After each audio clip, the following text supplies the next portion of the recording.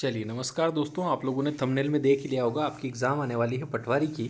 और उसका जो पेपर होगा ग्रुप 2 सब ग्रुप 4 के अनुसार होगा। यानी कि आप लोगों ने देखा होगा, इसमें हम लोग देखेंगे आज सामान्य प्रबंधन यानी कि जनरल मैनेजमेंट आपका किस तरीके से पिछली एग्ज़ाम में पूछा गया था और कौन कौन से सब्जेक्ट कितने कितने नंबर के आएंगे। तो जैसे पटवारी में आप लोगों के 8 सब्जेक्ट आने वाले हैं। 8 सब्जेक्ट में आपके सभी सब्जेक्ट होंगे, है ना, जो भी आप सोच सकते हैं। जैसे मैथ्स हो गया, रीजनिंग हो गया, इंग्लिश हो गया, जीके हो गया, साइंस हो गया, है ना, सारी चीज़ें। जैसे कि यहाँ सबसे पहला जो ये पेपर है, ये ग्रुप 2 सब ग्रुप 4 का पीबी यानी कि व्यापम का ही पेपर है। इसमें आप लोग देखें ये साइंस लिखा हुआ है ना। ऐसे करके सारे पेपर्स हैं, ठीक है।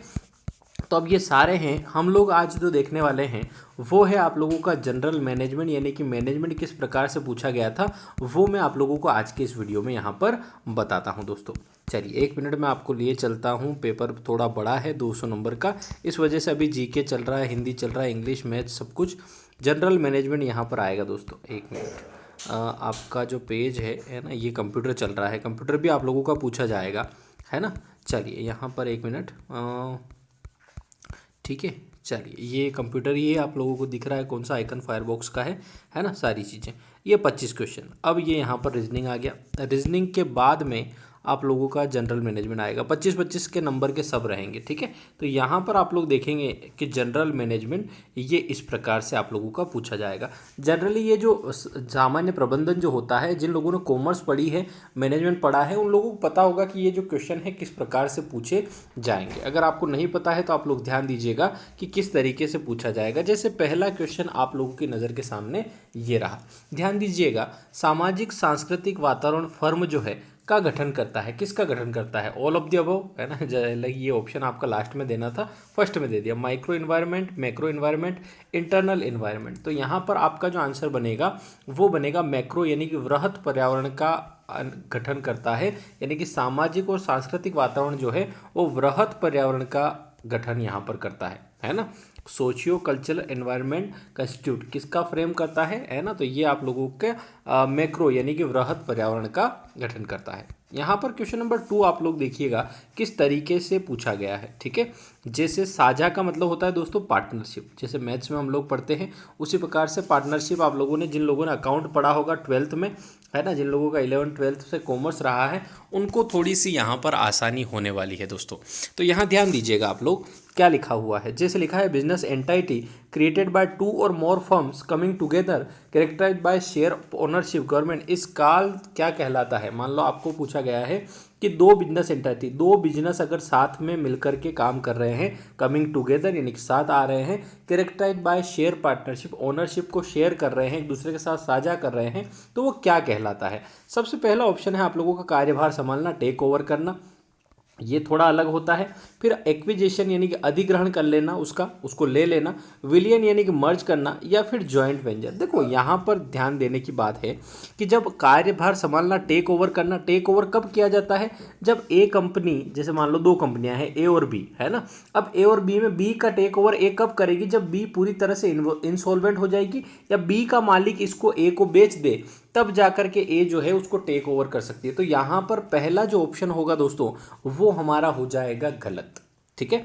दूसरा एक्विजिशन यानी कि अधिग्रहण, अधिग्रहण कब करती है? जब वो उसको खरीद ले या कुछ ऐसा हो जाए तब अधिग्रहण होता है। विलियन कब होता है? जब मर्ज की जाती है, 2 कंपनियां मिलाकर के एक कंपनी बना दी जाती है, तब उसको मर्ज करना कहते हैं, एक दूसरे में विलियन करना कहते हैं। लास्ट जो ऑप्शन है वो इसका सही होगा, जॉइंट वेंचर इसका बिल्कुल सही जवाब हो जाएगा कि संयुक्त उद्यम। जॉइंट वेंचर क्यों? क्योंकि 2 से अधिक फर्म एक साथ आपका जो ओनरशिप है उसको भी शेयर कर रहे हैं, इसलिए यहाँ पर जो करेक्ट आंसर आप लोगों का बनेगा वो बनेगा ऑप्शन नंबर 4 दोस्तों।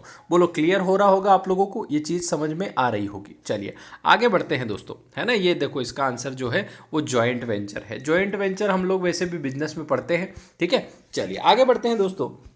अगला क्वेश्चन यहाँ पर आप लोग देखिएगा, क्वेश्चन नंबर 3 आप लोग ध्यान दीजिएगा क्या लिखा हुआ है, ठीक है। चलिए लिखा है निम्नलिखित में से कौन प्रबंधन की संकीर्ण अवधि सोपानिक स्तरों की उच्च संख्या द्वारा वर्णित अभिलक्षित किया जाता है, किसके द्वारा भी? या फिर इसको इंग्लिश में आप पढ़ेंगे तो और इजी रहेगा कि following characterised by narrow span of management and higher number of hierarchical levels. किस में आप लोगों का सबसे ज़्यादा उच्च स्तर का यहाँ पर आपका स्पैन ऑफ मैनेजमेंट चाहिए या हायर नंबर ऑफ हायरार्की चाहिए, यानी कि बहुत सारे जो हैं उसके अभिलक्षित सोपानिक स्तर हों।